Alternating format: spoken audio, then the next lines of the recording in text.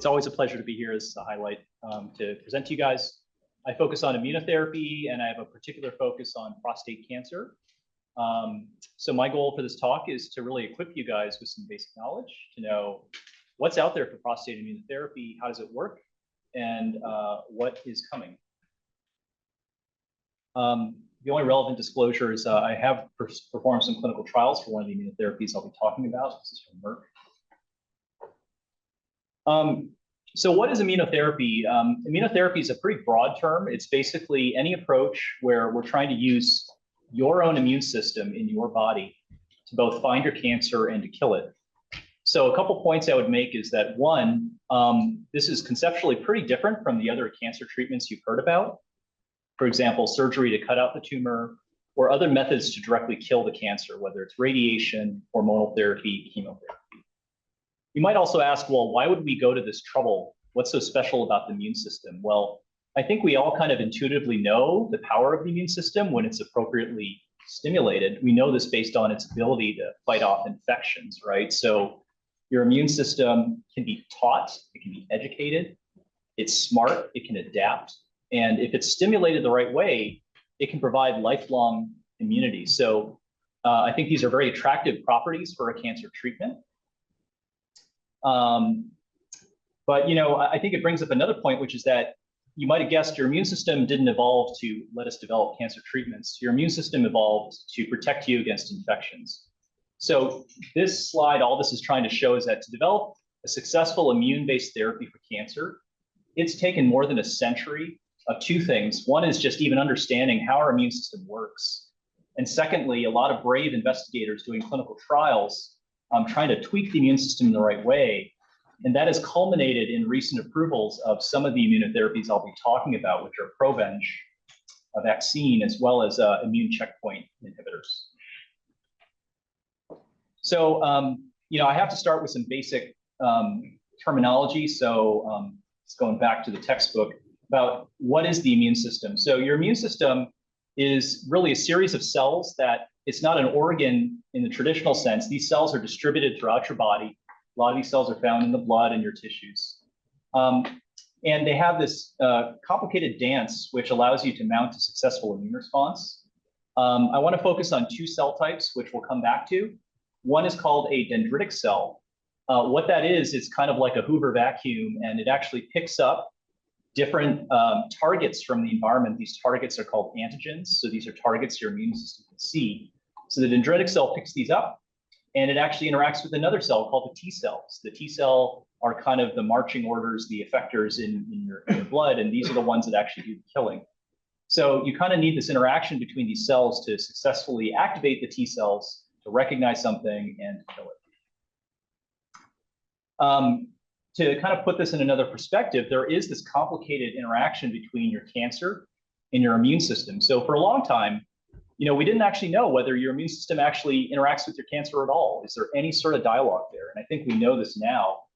And basically what this involves is that, your cancer, the tumors in the cancer are continuously dying. As they die, they release, again, these targets called antigens.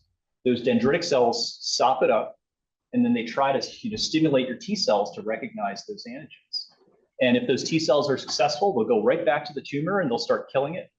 And when they kill the tumor, it starts the cycle all over again. So I'm not trying to be too academic. The only reason I show you this diagram is because there are specific points in this interaction that's where the focus of these, these immunotherapies has really been. So focusing on those dendritic cells and the activation process, that is what is used in the treatment, the FDA-approved treatment called Provenge or Sipuleucel-T. And then focusing on where the T cells at the bottom right actually go to the tumor and kill it, the tumor has found ways to get around that. And so there are immune checkpoint inhibitors that block PD-1, as well as these things called bispecifics that try to really reinvigorate that process. So first, talking about Provenge or Sipuleucel-T. To classify this is actually a cancer vaccine. In fact, this was, I think, the first approved cancer vaccine for any cancer. So this is what's called a cell-based immune therapy, which means it's made from a patient's own immune cells. So this was very forward-looking. So you basically train your immune system to recognize these antigen targets from prostate cancer. There is this process where basically they collect your immune cells, they try to stimulate them in a laboratory against something that your prostate cancer has, and then those living cells are put back into the patient's body as a living treatment. In clinical trials, I won't go over the details, but this treatment helped men live longer over no treatment, and so therefore has been FDA approved since the 2010s. We are still giving this for castration-resistant prostate cancer patients, generally to men who have had less treatments and are not having symptoms from their cancer. You have to basically do this T cell collection, which can be done at centers like this. This can also be done at a blood bank. This is a very routine procedure. And then the living cells, as I said, once they're trained appropriately, are infused back into your body. And this is pretty well tolerated with perhaps some just very brief flu-like symptoms. Now, the other thing that you might come across are what are called immune checkpoint inhibitors, or specifically, these are called PD-1 inhibitors. So as the name implies, these inhibitors block something called an immune checkpoint. Well, what's an immune checkpoint? So that's what this diagram is meant to show. An immune checkpoint is something that your immune system evolved to try to, basically control or restrain your immune system.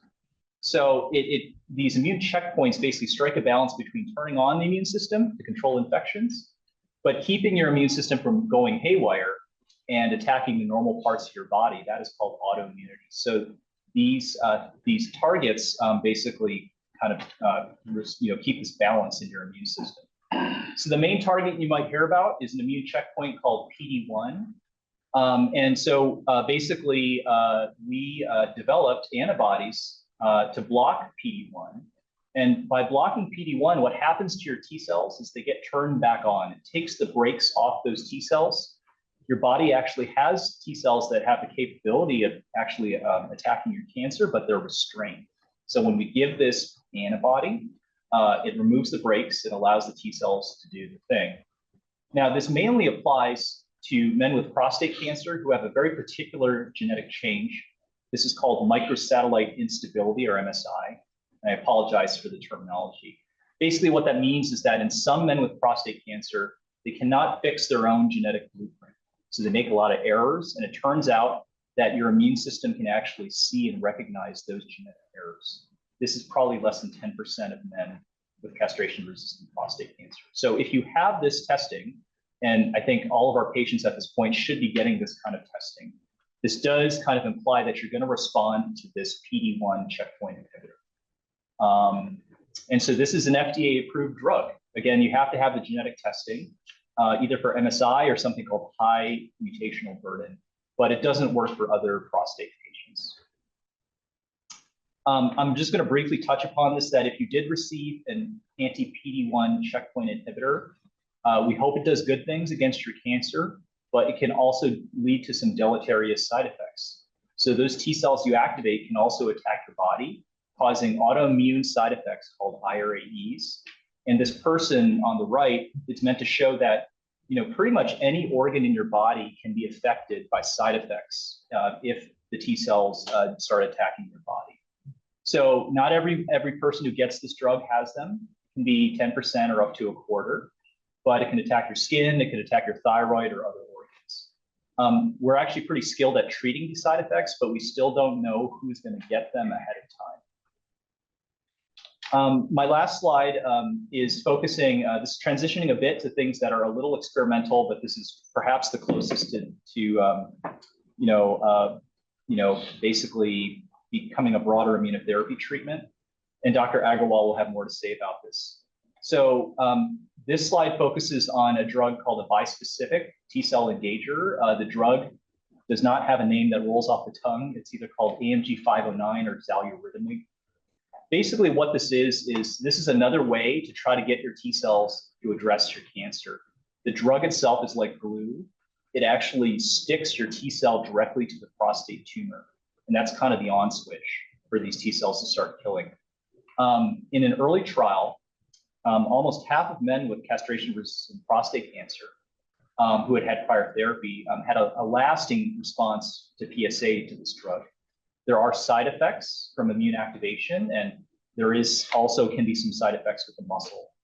It's also a pretty intensive treatment. These are infusions into your bloodstream, and this happens every 1 to 2 weeks, and there are no breaks. So this is moving forward in testing, and there are other similar bispecifics that are also being tested. So that's all I wanted to say. There are multiple approved immunotherapies for prostate cancer, and we're testing more. When you have a good response, it can last.